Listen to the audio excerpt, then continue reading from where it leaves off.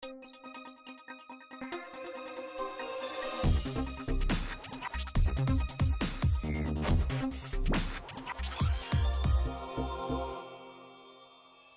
do you get past, "I'll get to it someday," and take action more immediately on your idea?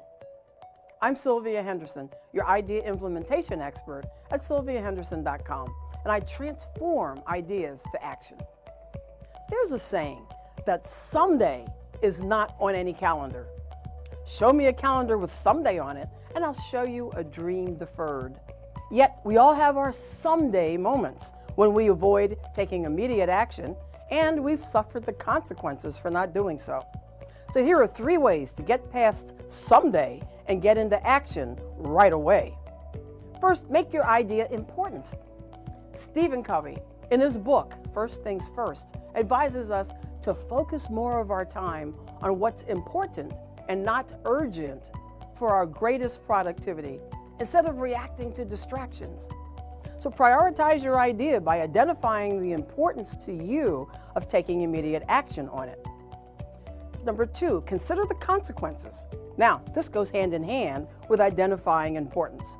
Ask yourself or the party affected by your procrastination what the consequences are of inaction or delayed action.